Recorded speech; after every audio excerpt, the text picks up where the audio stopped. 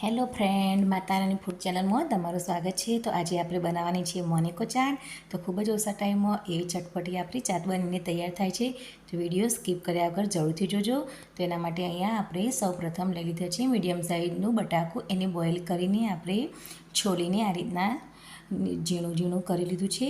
હવે આપણે એની અંદર નાખી દઈશું ટામેટો। તો ટામેટો એકદમ મેં ઝીણો ચોપ કરીને લઈ લીધો છે। એને બીજનો ભાગ અંદરથી કાઢી લીધો છે। હવે આપણે એની અંદર નાખી દઈશું એક મીડિયમ સાઇઝની ડુંગળી પણ મેં અહીંયા ઝીણી ચોપ કરી લીધી છે। તમે જોઈ શકો છો કે એકદમ સરસ એવી ઝીણી કરી લીધી છે। તો આપણે અહીંયા એક નાખી દઈશું ડુંગળીને। હવે આપણે એની ઉપર નાખી દઈશું લીલા ધાણા। હવે આપણે એની અંદર નાખી દઈશું ચાટ મસાલો। ચાટ મસાલાથી એવો સરસ મજાનો ટેસ્ટ આવશે। તો અહીંયા આપણે અડધી ચમચી જેટલો ચાટ મસાલો ઉમેરી લઈશું, હલાવીને મિક્સ કરી લઈશું।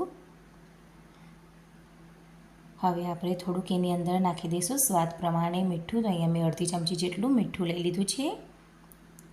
હવે આપણે બરાબર મિક્સ કરી લઈશું। અહીંયા જો બટાકાનો ટુકડો અંદર રહી ગયો હોય તો આપણે ચમચીની મદદથી ભાગીને ઝીણો કરી લઈશું, જેથી કરીને તમે બિસ્કિટ ઉપર એની મૂકો તો એકદમ સરસ રીતે રહે। એ માટે આપણે આ રીતના ઝીણો કરીને બરાબર મિક્સ કરી લેવાનું છે। તો આ રીતના આપણે બટાકાનો ટુકડો અંદર રહી ગયો હોય તો ચમચીની મદદથી ભાગી દઈશું। તમે હાથથી પણ અંદર ભાગવું હોય તો પણ ભાગી શકો છો।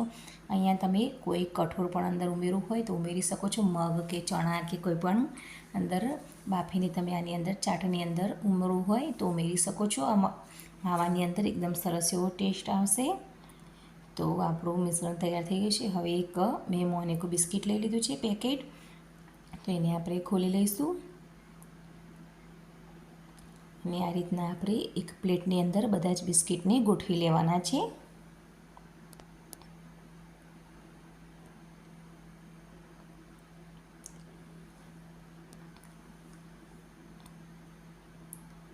હવે આપણે એની ઉપર લગાવી દઈશું ટોમેટો કેચઅપ।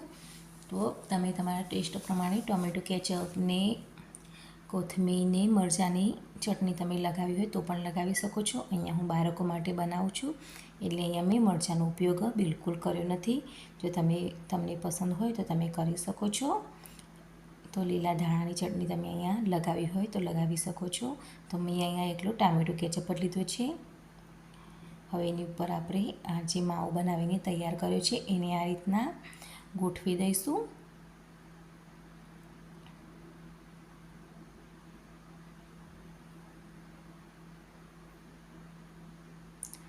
તો આ રીતના બધું જ આપણે માવો ઉપર ગોઠવીને ઉપરથી થોડીક સેવ નાખી દઈશું। તો આ રીતના મેં સેવ નાખી છે। અહીંયા મેં સેવ ફુદીના સેવ આવે છે એ લીધી છે। એનાથી એકદમ સરસ એવો ફુદીનાનો પણ ટેસ્ટ આવશે અંદર અને ચાટ એકદમ સરસ એવી ફુદીના સેવનાથી એકદમ સરસ એવી ચટપટી લાગશે। તો તમે અહીંયા ફુદીના સેવ જરૂરથી લેજો। તો એકદમ સરસ મજાની આપણી ચાટ બનીને તૈયાર થઈ ગઈ છે। ઉપરથી આપણે થોડું ચીઝ ખમણી લઈશું। તમે જોઈ શકો છો કે એકદમ સરસ મજાની એવી આપણી મોનિકો ચાટ બનીને તૈયાર થઈ ગઈ છે। હવે આપણે ઉપરથી થોડાક ધાણા નાખી દઈશું લીલા।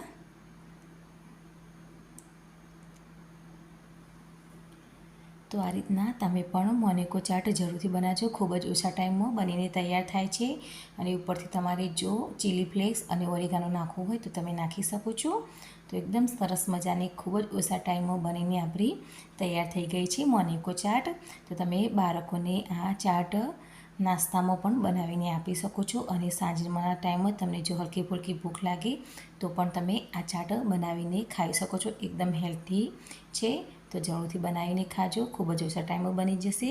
તો તમને મારો વિડીયો કેવો લાગે જરૂરથી કહેજો અને જો તમને પસંદ આવે તો લાઈક જરૂરથી કરજો અને ચેનલમાં નવા હોય તો સબસ્ક્રાઈબ જરૂરથી કરજો। Thank you.